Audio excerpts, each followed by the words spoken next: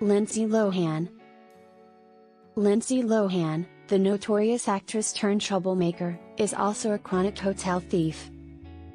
She was barred from the luxury Chateau Marmont, in Los Angeles in 2012, after building up a record $46,350.04 in unpaid hotel bills.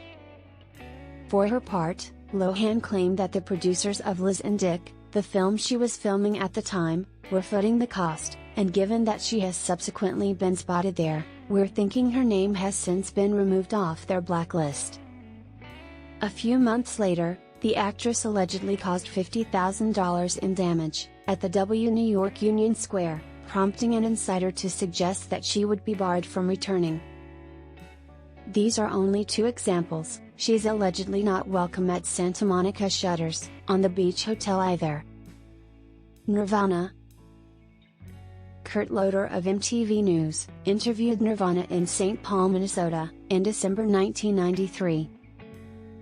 Loder went upstairs with band members Dave Grohl and Chris Novoselic after the interview was finished, and they just got really, really drunk, Loder recalled in 2011.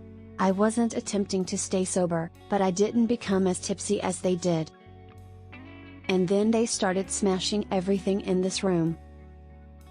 And it's 4 a.m., and we hear hotel security is approaching, so I said, well, it's really time for me to leave. So I'm leaving, heading for the elevator, and they're following me down to my room, because they don't want to get in trouble. Loder invited them into his room, assuming they just waited out, and the destruction proceeded. Chairs and tables were shattered, costing $19,000 in repairs. They were just insane, Loder added. It was fantastic in some ways, but it was also incorrect. Do not try this at home. Loder, for the record, is unsure who paid the bill. Michael Jackson. The king of pop, was responsible for a number of bizarre hotel encounters. The most famous of which was when he hanged his 9-month-old son, Blanket, from the balcony of Berlin's Hotel Adlon Kempinski in 2002. Onlookers, and anyone else who saw the photos, were outraged, and Jackson quickly apologized, calling the incident a terrible mistake, and saying he had no excuse for acting in such a way, that he'd just been caught up in the moment, and that he'd never, intentionally tried to put his children in danger. Jackson reportedly terrified a member of the housekeeping staff, at London's Dorchester Hotel, when he answered the door dressed as Mickey Mouse. He was apparently in the middle of a food fight with his kids, who were dressed as Tinker Bell and Peter Pan, a few years later, in 2005. The hotel, apparently fed up with his antics, has blacklisted him. Russell Crowe. Russell Crowe, an Oscar winner, made news in 2005, when he became so angry with his failure to conclude a phone conversation to his then-wife in Australia, that he hurled the phone at Nestor Estrada, an employee of New York City's Mercer Hotel. Crowe was arrested shortly after, and charged with 2 felonies, second-degree assault, and fourth-degree unlawful possession of a firearm. Crowe blamed the incident on severe jet lag, and the two eventually reached a 6-figure settlement. Marilyn Manson. Marilyn Manson, the shock rocker, must have been in the mood to wreak havoc. He ended a show in Poughkeepsie, New York, in 1998, and went on what can only be characterized as a ruinous rampage. MTV reported that after performing at the Mid-Hudson Civic Center, Manson and his entourage had a food fight, broke a blender, cracked a countertop, attempted to drill holes in the wall, disassembled the heating system, covered the carpet in bananas and mustard, then burned it. When they set a t-shirt on fire, the carpet had to be replaced, as you can imagine. Back at the Poughkeepsie Sheraton, the group wrecked not 1, but 4 hotel rooms, lighting fire to the carpets, smearing hair color on the shower fixtures, and generally making a pain for the hotel's other customers. It resulted in a memorable hotel thrashing, and over $25,000 in fines. Salvador Dali. Actors and rock stars aren't the only ones who can take a hotel room to the cleaners.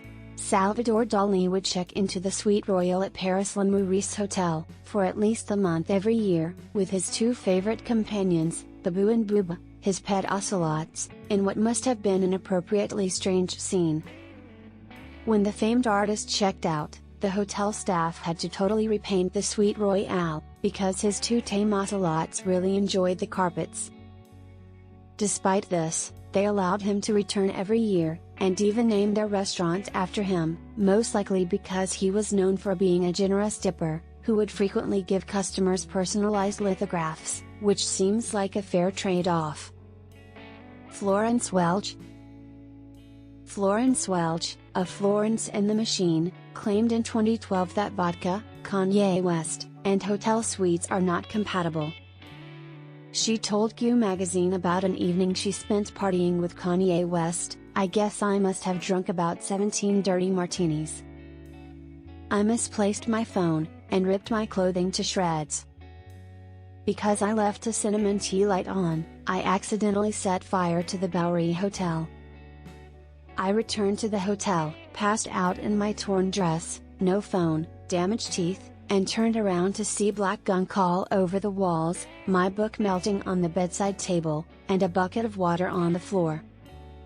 This is the last thing you want to see when you've had a bad night's sleep. Half of the room was on fire." She claimed that the damage bill was only a few $100s, but that the pre-fire drinks with West and Licky Lee were more expensive. Keith Richards. In 1972, while staying at what was then known as the Hyatt West Hollywood in Los Angeles, now the Andaz West Hollywood, Rolling Stones guitarist Keith Richards became a model of misconduct. That's it. First off, with the cable off, but it is, hang on. Alright, just unscrew this. Okay, that's it.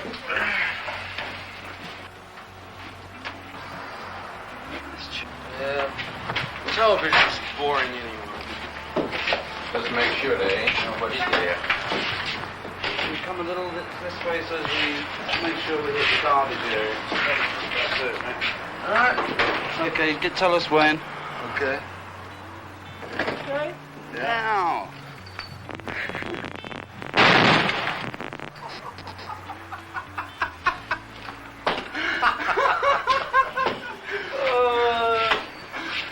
All right. Thankfully, no one was injured, but the hotel later became a sanctuary for rockers in the 1970s.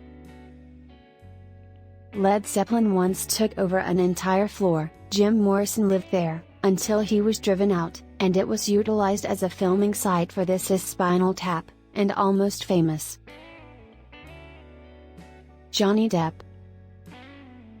Since the first Pirates of the Caribbean film in 2003, Johnny Depp has never been shy about claiming Keith Richards as an influence on how he portrays Captain Jack Sparrow. In fact, in 2007, the film series producer was able to persuade Richards to join the cast and star in 2 of the films.